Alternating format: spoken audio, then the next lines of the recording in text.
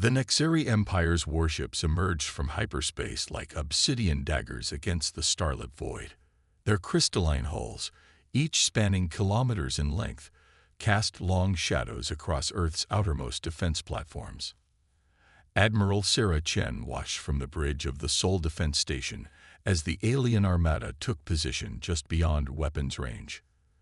The message was clear: surrender or die. "Status report," she ordered, maintaining her composure despite the gravity of the situation. The command center buzzed with controlled urgency as officers processed incoming data from across the solar system. 37 capital ships, Admiral. Lieutenant Rodriguez reported, his hands dancing across the holographic interface. Energy signatures suggest their weapon systems are powered but not charged. They're making a show of force. Chen allowed herself a subtle smile. The Nexari, like most elder races, had grown complacent in their technological superiority. They expected humanity, barely 2 centuries into their spacefaring age, to recognize the futility of resistance. They were about to learn a costly lesson about human nature. "Open a channel to Strategic Command," Chen ordered. Authorization code: Prometheus Alpha. The quantum-encrypted transmission connected instantly to a bunker deep beneath the Himalayan mountains. General Marcus Way's hologram materialized, his weathered face bearing the weight of humanity's future. "The Nexari arrived right on schedule, Admiral." "Yes, sir. Exactly as intelligence predicted. They're maintaining formation at the edge of our known weapons range." We nodded grimly. "Then it's time to execute Operation Lazarus." The Council has given unanimous approval. For 3 decades, humanity had maintained a carefully crafted facade of technological inferiority. While openly struggling with basic antimatter containment and gravitic propulsion, Earth's best minds had secretly pursued entirely different approaches to spacefaring technology. The Nexari, like most ancient civilizations, had followed predictable paths of technological development. Their arrogance had become their weakness. "Understood, sir," Chen replied. Initiating silent deployment now. Throughout the solar system, hidden facilities buried in asteroids and concealed beneath planetary surfaces hummed to life. What the Nexari saw as primitive defense platforms were actually quantum-linked projection nodes, capable of instantaneously deploying humanity's true fleet from pocket dimensions, a technology the elder races had dismissed as theoretically impossible. The Nexari flagship transmitted a message in Galactic Standard: "People of Earth, your resistance to imperial authority ends today. Your species has shown promising potential, but lacks the maturity for independent governance. Submit to imperial protection, and you will be granted Class 3 protectorate status. Resist, and face extinction." Admiral Chen activated the station's external speakers. "This is Admiral Sarah Chen of the Earth Defense Force. We request 1 hour to convene our leadership and consider your generous offer." The Nexari commander's response dripped with condescension. "Granted. We are not unreasonable. 1 standard hour to accept the inevitable." As the transmission ended, Chen turned to her staff. "Send the signal. All ships, execute deployment pattern Sierra. And get me a direct link to Ghost Fleet Command." Deep within Mars's Valles Marineris, in a facility that officially didn't exist, Commander Diana Santos received the activation order. She stood before her crew in the bridge of the EDF Shadow, humanity's first quantum phase battleship. "Ladies and gentlemen, this is not a drill. For 10 years, we've trained for this moment. The Nexari think they're here to accept our surrender. Instead, they're about to witness humanity's greatest leap forward." The Shadow's quantum drive spooled up, its revolutionary design allowing the massive warship to slip between the very fabric of spacetime. Similar scenes played out across 100 hidden bases as humanity's true fleet prepared for battle. Ships equipped with technologies that defied conventional physics, quantum phase drives, consciousness-linked targeting systems, and weapons that manipulated the fundamental forces of reality. "All Ghost Fleet vessels report ready, Admiral," Rodriguez announced. "Quantum's signature masking is holding steady." The Nexari still only detect our decoy platforms. Chen took a deep breath, squaring her shoulders. Send word to all commands. Operation Lazarus is now active. May God have mercy on their souls, because humanity's about to show the galaxy why you should never corner an intelligent, creative, and determined species. The next 45 minutes passed in tense silence as the Nexari fleet waited confidently for Earth's submission. They never noticed the distortions in space-time as hundreds of advanced human warships took position around them, hidden in plain sight by technology that the elder races had deemed impossible. When the hour was nearly up, the Nexari commander transmitted again. Your time draws short, humans. What is your answer? Admiral Chen allowed herself a fierce grin. Actually, Commander, we have a counter-proposal. She paused for effect. Now, in that instant, humanity revealed its true face to the galaxy. Hundreds of warships phased into normal space simultaneously, their quantum weapons already locked on target. The Nexari fleet found itself completely surrounded by vessels wielding technology that, by their understanding of physics, couldn't exist. This is humanity's answer, Chen declared. We reject your offer of protection. Instead, we offer you a choice. Retreat and acknowledge Earth's sovereignty, or learn firsthand how humanity responds to threats of extinction. You have 1 minute to decide. Panic erupted across the Nexari command channel as their sensors finally detected the impossible fleet surrounding them. Their carefully laid plans, based on decades of intelligence about Earth's capabilities, shattered in an instant. The galaxy was about to learn that humanity had never been playing by their rules. While the elder races had followed well-worn paths of technological development, humanity had taken its greatest apparent weakness, its youth and inexperience, and turned it into an unprecedented advantage. Free from the constraints of established thinking, Earth's scientists had discovered entirely new principles of physics and engineering. As Chen waited for the Nexari response, she reflected on the long path that had led to this moment. Decades of secret development, countless sacrifices, and unwavering determination had brought humanity to the brink of either destruction or a new age of prominence in the galaxy. The minute passed in tense silence. Finally, the Nexari commander's voice returned, noticeably less confident. This is impossible. You cannot have this technology. Your species is too young. Commander, Chen replied, humanity's greatest strength has always been doing the impossible. Now, what's your decision? Peace or war? Either way, the galaxy will remember this day as the moment everything changed.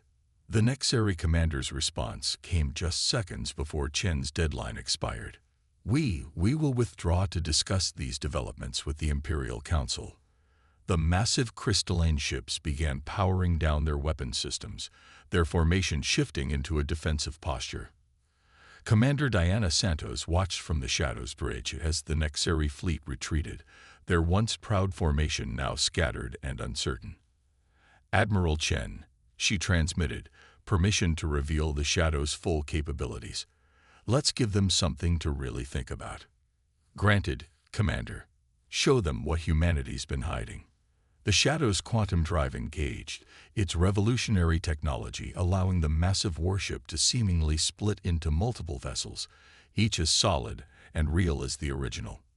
The Nexari sensors went haywire, unable to determine which ship was real and which were quantum echoes. By the first stars, the Nexari commander transmitted, all pretense of superiority gone. What manner of demons are you? Not demons, Commander, Santos replied. Just humans who refuse to accept the limitations others placed on us. The Shadow's quantum duplicates performed an intricate dance around the retreating Nexari fleet, each copy capable of independent action through the ship's consciousness-linked control systems. In the Seoul Defense Station, Admiral Chen received an urgent transmission from General Wei. The Nexari retreat is being monitored across all sectors. As expected, they're sending quantum burst transmissions to their nearest battle groups. We estimate we have less than 48 hours before they return in force. Good, Chen replied. That gives us time for Phase 2. She opened a channel to all Earth forces. All commands, execute Operation Phantom Gambit. I repeat, Phantom Gambit is now active. Across the solar system, humanity's hidden infrastructure revealed itself. Asteroid bases that had masqueraded as mining operations transformed into massive shipyards. Gas giant refineries that appeared to struggle with basic helium-3 extraction unveiled matter-conversion technology that the elder races had deemed theoretically impossible. On Mars, Commander Santos led the Ghost Fleet through their first public combat drill. The Shadow and its sister ships demonstrated maneuvers that defied conventional physics, their quantum phase drives allowing them to move through solid matter, as if it didn't exist. Tell me, Lieutenant Rodriguez, Chen asked her tactical officer, what's the status of our quantum network? Operating at full capacity, Admiral. The Nexaries' retreat gave us the perfect opportunity to seed their fleet with our nano-quantum observers. We're now tracking their movements across 50 light-years of space. This had been part of the plan all along. While the Nexarii thought they were retreating to regroup, they were actually helping humanity establish a vast quantum surveillance network. Each microscopic observer was linked through quantum entanglement, providing real-time intelligence regardless of distance. Deep beneath Europa's ice, Dr. Emily Patel monitored the quantum network's data stream. Her team had spent 15 years developing the technology, working in absolute secrecy while the world above maintained the charade of struggling with basic spaceflight. Admiral, she transmitted to Chen. The quantum network is revealing something interesting. The Nexarii aren't just calling for reinforcements. They're reaching out to other elder races. It seems our little demonstration has caught the attention of the entire galactic community. Chen smiled. This too had been anticipated. For too long, the elder races had treated humanity like children playing with dangerous toys. Today's demonstration was just the beginning of a carefully orchestrated campaign to reshape the galaxy's power structure. Dr. Patel, Chen replied, initiate Protocol Prometheus. It's time to show them everything we can do. Throughout the solar system, hidden quantum transmitters activated, broadcasting directly into the elder race's secure networks. The message was simple but profound. Humanity had not only mastered quantum physics, but had taken it in directions the elder races had never imagined possible. The transmissions included carefully selected technical data, proving that humanity's achievements were no fluke. They had developed quantum phase technology, consciousness-linked systems, and matter manipulation through entirely novel approaches. While the elder races had followed established paths of technological development, humanity's isolation and youth had forced them to think differently. Commander Santos received new orders from Strategic Command. The Ghost Fleet would split into 3 task forces, each demonstrating different aspects of Earth's technological prowess. The Shadow would lead Task Force Alpha, showcasing humanity's mastery of quantum phase technology. Task Force Beta, led by the EDF Prometheus, would reveal their advances in consciousness-linked weapon systems. Task Force Gamma, under the EDF Einstein, would demonstrate their revolutionary approach to matter manipulation. Commander, her XO reported, we're detecting multiple quantum signature distortions at the edge of the system. It appears the Nexarii are attempting to use their own quantum technology to spy on us. Santos laughed. Let them watch. Dr. Patel's team anticipated this. Every scan they make reveals exactly what we want them to see, while our true capabilities remain hidden. She turned to her crew. Remember, people, everything we do now is part of a larger strategy. The elder races aren't just watching us. They're reevaluating everything they thought they knew about technological development. In the Himalayan command bunker, General Wei received updates from across human space. The quantum network was tracking the reactions of various elder races as news of Earth's technological leap spread. Some responded with fear, others with curiosity, and a few with barely concealed excitement at the possibilities this development presented. Admiral Chen, he transmitted, The Council is pleased with the operation's progress. The Nexary's reaction was exactly as predicted. Their entire society is built on the assumption of technological superiority. Showing them that a young race has surpassed them in some areas has shattered their worldview. Understood, sir, Chen replied. Though I suspect their return won't be peaceful. The Nexary Empire has built its power on technological dominance. They can't allow our achievements to go unchallenged. Let them come, Wei said confidently. Each engagement will only reveal more of humanity's innovations. The galaxy is about to learn that underestimating humanity was their greatest mistake. 43 hours after the initial confrontation, humanity's quantum network detected a massive surge of hyperspace signatures. The Nexary had returned, just as predicted, but not alone. Their fleet had grown to over 200 capital ships, accompanied by vessels bearing the markings of other elder races. Multiple diplomatic channels are opening, Admiral. Lieutenant Rodriguez reported from his station on the Sol Defense Station. The Nexary brought representatives from the Galactic Conclave. Admiral Chen straightened her uniform. This was the moment Earth's strategic command had been waiting for. Put them through. Main display. The holographic projector came to life, showing the faces of various alien species. The Nexary fleet commander was there, along with representatives from the Zinthari Collective, the Meridian Alliance, and other elder races. Their expressions ranged from cautious to openly hostile. People of Earth, the conclave speaker, a tall, ethereal being known as Archive Master Vex, began. Your recent demonstration of quantum phase technology has caused considerable concern among the established powers. Such advances from a young race are unprecedented. Chen allowed herself a small smile. Archive Master, we appreciate the Conclave's interest in our technological development. However, I must point out that your fleet's current formation appears rather aggressive for a diplomatic mission. A necessary precaution. The Nexary commander interjected. Your species has concealed its true capabilities for decades. The Empire cannot allow such deception to go unchallenged. Before Chen could respond, new alerts flashed across the tactical displays. The combined Elder Fleet was deploying in an attack pattern, their weapons charging. They had no intention of real diplomacy. General Wei, Chen transmitted through a secure quantum channel. It appears negotiation isn't their true purpose. Agreed. Wei's voice came back instantly. Execute Ghost Protocol. Let's show them why humanity's greatest strength isn't our technology. It's how we use it.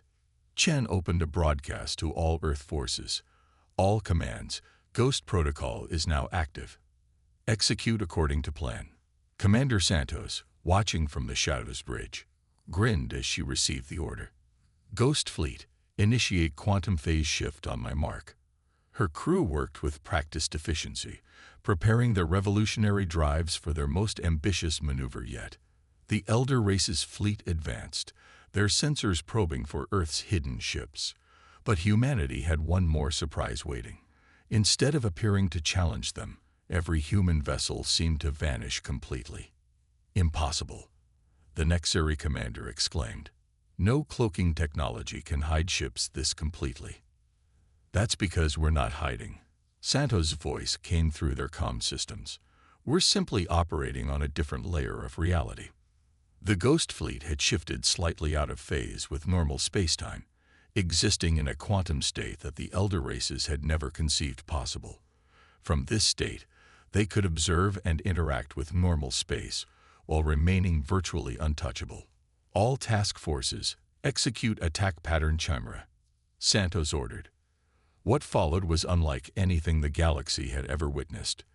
Human ships phased in and out of normal space, seemingly at random, their quantum-linked weapons striking with perfect precision before disappearing again. The Elder Fleet's advanced shields proved useless against attacks that bypassed conventional space entirely. Dr. Patel's voice came through the quantum network. The consciousness-linked targeting systems are performing beyond expectations.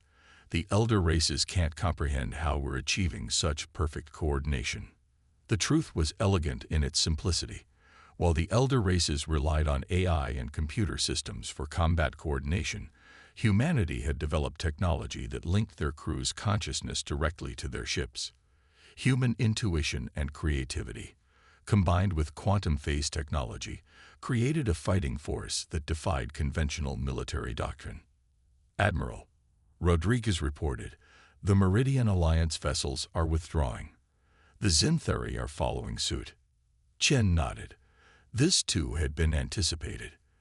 The elder races, for all their technological advancement, were deeply conservative in their military thinking. Faced with an enemy that fought in ways they couldn't understand, many would choose to retreat rather than risk their forces. But the Nexarii stood their ground, their pride and position in the galaxy at stake. Their fleet regrouped, forming a defensive sphere that, under normal circumstances, would have been impenetrable. "Commander Santos," Chen transmitted, "initiate Phase 3. The Shadow and its sister ships executed their most daring maneuver yet. Instead of attacking from outside, they phased directly into the heart of the Nexarii formation. Dozens of human ships materialized inside the Nexarii's defensive sphere, their quantum weapons already charging. Attention Nexarii Command, Santos broadcast. Your ships are surrounded, your defenses bypassed. We could destroy your entire fleet this moment. But that's not our goal. We're offering you one last chance to stand down." In the Himalayan bunker, General Y watched the situation unfold with grim satisfaction. Earth's Strategic Command had spent years planning this confrontation, gaming out every possible response. The elder race's rigid thinking and technological orthodoxy had made their reactions predictable.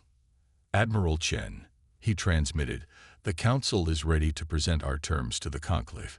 Humanity will no longer accept second-class status in the galaxy." The Nexarii commander's face appeared on the main display again, his earlier arrogance replaced by barely contained fury. "You would blackmail the elder races. Your technology, no matter how advanced, cannot protect you from the consequences of such audacity." "This isn't blackmail, Commander," Chen replied calmly. "This is an invitation to recognize reality. Humanity has earned its place among the stars. We've proven we can defend ourselves against any aggression. Now we're offering a chance to move forward together, as equals." Archive Master Vex's ethereal form shimmered as he spoke. Perhaps there is wisdom in the Admiral's words. The humans have demonstrated not just technological prowess, but strategic thinking that we must acknowledge. The Conclave will consider their petition for full membership. The quantum network registered increasing energy signatures from the Nexarii fleet. They were powering up their main weapons, refusing to accept the changing balance of power. But before they could act, every human ship in their formation simultaneously activated their quantum phase generators, creating a cascading field that temporarily disrupted the Nexarii's power systems. "That was a warning," Santos transmitted. "The next demonstration won't be so gentle. What's it going to be, Commander? Peace or obliteration?" The Nexarii commander's flagship hung motionless in space, its crystalline hull reflecting the distant light of Sol. For 3 tense minutes, no one spoke across any channel.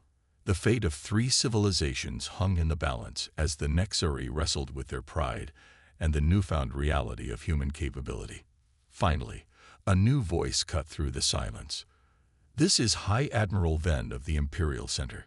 I am assuming direct command of this operation." The holographic display showed an elderly Nexarii, his ceremonial armor bearing the marks of countless victories. Admiral Chen recognized the name. Ven was a legendary figure among the elder races, known as much for his wisdom as his tactical brilliance. His unexpected arrival changed the dynamic completely. "High Admiral," Chen acknowledged, "your reputation precedes you, as does humanity's ingenuity, it seems." Ven's voice carried none of his subordinates' arrogance. "In 9 centuries of service, I have never witnessed anything quite like this. Your species continues to surprise us." Dr. Patel's voice came through Chen's private channel. "Admiral, we're detecting unusual quantum signatures from the Imperial flagship. They're attempting something. Before Chen could respond, the space around the Nexeri fleet began to distort. Massive gravitational waves rippled through the system as the elder race revealed their own hidden capabilities. Their ships began to glow with an inner light that defied spectral analysis. "Did you think," Ven said, "that your species was the only one keeping secrets?" The Nexeri ships suddenly shifted into multiple quantum states simultaneously, matching humanity's phase technology through sheer brute force. What humans had achieved through innovation, the Nexeri were attempting through raw power. Commander Santos's voice crackled through the quantum network. "Admiral, their approach is incredibly inefficient, but it's working. They're negating our tactical advantage." Chen smiled despite the situation. This was exactly the kind of response Earth's strategists had anticipated from the elder races. When faced with a technological challenge, they relied on overwhelming force rather than adaptation. "General Wei." Chen transmitted to the Himalayan bunker, requesting permission to execute Gambit Omega. "Granted," Wei replied instantly. "Show them the true difference between our civilizations." Chen opened a channel to all Earth forces, all commands. Initiate protocol renaissance. Authentication code, Leonardo. Throughout the solar system, humanity's quantum network underwent a dramatic transformation. Instead of fighting against the Nexeri's brute force approach, the network adapted to incorporate it. Human ships began synchronizing with the quantum distortions, creating a harmonic resonance that amplified both sides' capabilities. What are you doing?" Ven demanded, genuine surprise in his voice. "What humanity does best, High Admiral," Chen replied. "We're learning, adapting, and improving. Your quantum manipulation is impressive, but inefficient. We're showing you a better way." The space between the two fleets became a symphony of quantum interactions. Where the Nexeri had sought to match humanity's technology through force, humanity demonstrated the ability to incorporate and refine their opponent's techniques in real time. Dr. Patel's team worked frantically in their Europa facility, analyzing and optimizing the combined quantum effects. "This is extraordinary," she transmitted. "Their brute force approach is actually helping us perfect our own technology. We're learning more in these few minutes than we have in years of research." Commander Santos watched from the Shadows Bridge as the quantum harmonics reached their peak. "All ships, prepare for synchronized phase shift. Let's show them what cooperation between our technologies can achieve." In a maneuver that would be studied for centuries to come, the human and Nexeri fleets briefly existed in perfect quantum synchronization. For a fraction of a second, the combined might of both civilizations' technologies created a window into possibilities that neither side had imagined. High Admiral Ven's weathered face showed an expression of wonder. "In all my centuries, we never considered." He paused, gathering himself. "Admiral Chen, I believe it's time we had a real discussion about humanity's place in the galaxy." "High Admiral," Chen replied, "that's all we've ever wanted. Not submission, not dominance, but true cooperation and mutual respect." The arc of Master Vex's ethereal form shimmered with increased intensity. The conclave witnesses this moment. What we have seen here today changes everything we thought we knew about technological development and species interaction. Through the quantum network, General Wei's voice carried a note of satisfaction. "Admiral Chen, extend an invitation to High Admiral Ven and the conclave representatives. The council chamber in Geneva awaits. It's time to forge a new future for all our peoples." As the diplomatic channels buzzed with activity, Commander Santos allowed herself to relax slightly in her command chair. "Well played, Admiral," she transmitted privately to Chen. "They never saw the real strategy, did they?" "No, Commander, they didn't. They thought this was about proving our technological superiority. Instead, we showed them something far more important. Humanity's greatest strength isn't our technology, but our ability to adapt, cooperate, and grow stronger through challenges." The combined fleets began powering down their weapon systems. After centuries of rigid hierarchy among the spacefaring races, the galaxy's power structure had been transformed not by force of arms, but by the demonstration of a better path forward. High Admiral Ven's final transmission before departing for Earth carried a note of genuine respect. Perhaps it is we, the elder races, who have something to learn from humanity after all. 1 month after the confrontation in Earth's solar system, the Great Hall of the United Nations in Geneva hummed with unprecedented activity.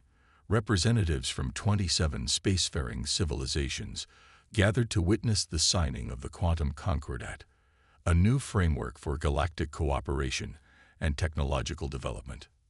Admiral Sarah Chen stood at attention behind Earth's delegation, her dress uniform adorned with the newly created Stellar Service Cross. Beside her, Commander Santos and Dr. Puddle represented the military and scientific branches that had made this moment possible. High Admiral Ven approached their group, his ceremonial armor now bearing the unique modification, a small Earth insignia, symbolizing the unprecedented partnership between their civilizations. Admiral Chen, your planet continues to surprise us. The quantum harmonization protocols your scientists developed have already revolutionized our understanding of space-time manipulation.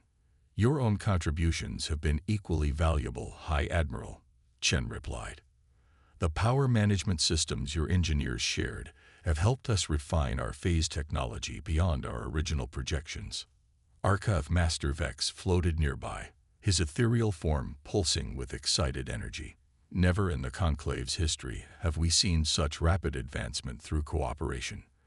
The younger races are already petitioning for similar technology sharing agreements. General Wei, now serving as Earth's representative to the new Galactic Defense Council, joined their conversation. That's precisely what we hoped for. The age of technological hoarding is over. We've proven that innovation flourishes through collaboration, not isolation. The main doors opened as Dr. Emily Patel's team brought in their latest achievement, a holographic display showing the first successful test of the combined human-Nexari quantum drive. The technology represented a perfect fusion of human ingenuity and elder race engineering. The implications are staggering, Dr. Patel explained to the gathered diplomats. By combining our phase technology with Nexara power systems and Zen-Theory temporal mechanics, we've created something entirely new. The quantum barriers that once divided reality are becoming more like guidelines than walls. Commander Santos, who had spent the past month training the joint human-alien fleet in the new technologies, nodded in agreement. The Shadows crew now includes officers from 6 different species. Their perspectives have helped us develop combat techniques we never would have conceived on our own. From her position near the chamber's grand windows, Admiral Chen watched Earth's first quantum-enabled passenger liner depart for the Nexari homeworld. The vessel carried scientists, diplomats, and civilians from dozens of worlds, the first wave of a new era of galactic cultural exchange. Did you ever imagine it would turn out like this? Lieutenant Rodriguez asked, now serving as Chen's senior aide. When we first revealed our true capabilities, I mean. Chen smiled, remembering the tension of that first confrontation.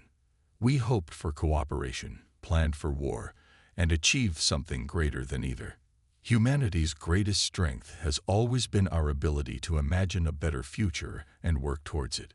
The ceremony began as representatives from all attending worlds took their places. The Quantum Concordat wasn't just a technology-sharing agreement. It represented a fundamental shift in how spacefaring civilizations would interact. The rigid hierarchy of elder and younger races would be replaced by a dynamic network of collaboration and mutual advancement. High Admiral Ven was the first to sign, his gesture carrying special significance given his centuries of service to the old order. Let history record, he announced, that it took humanity to teach the elder races how to be young again, how to wonder, to innovate, and to embrace change rather than fear it. As Earth's representative, General Wei signed next. We come to the stars not as supplicants or conquerors, but as partners in the greatest adventure our species have ever known. The quantum network, now expanded to include ships and stations from all signatory species, carried the ceremony to every corner of known space. Humanity had achieved more than just recognition or power. They had fundamentally changed how civilizations would interact with each other and technology itself. In orbit above Earth, the Shadow and its sister ships conducted a joint exercise with vessels from former rival powers. Their quantum phase drives activated in perfect synchronization, creating a spectacular display of technological harmony visible from the planet's surface. A new age begins today, Archive Master Vex declared as the final signatures were recorded. One where the boundaries between young and old, between teacher and student, become as fluid as the quantum states we now explore together. Admiral Chen felt a deep sense of satisfaction as she watched the proceedings. Humanity had faced extinction and emerged not just victorious, but as architects of a new galactic order. They had proven that true strength lies not in technology alone, but in the wisdom to use it for the benefit of all. As the ceremony concluded, she received one final transmission from the quantum network. Throughout known space, ships of all species were coordinating in a synchronized quantum jump, a demonstration of unity that would have been impossible just months ago. "Well done, Admiral," General Wei said quietly. Humanity's first steps into the broader galaxy weren't quite what anyone expected, were they? Chen shook her head, smiling. "No, sir. They were better. We didn't just prove ourselves to the galaxy. We showed everyone a new way forward. And this is just the beginning." As night fell over Geneva, the quantum harmonics of combined human and alien technology created aurora-like displays in Earth's atmosphere.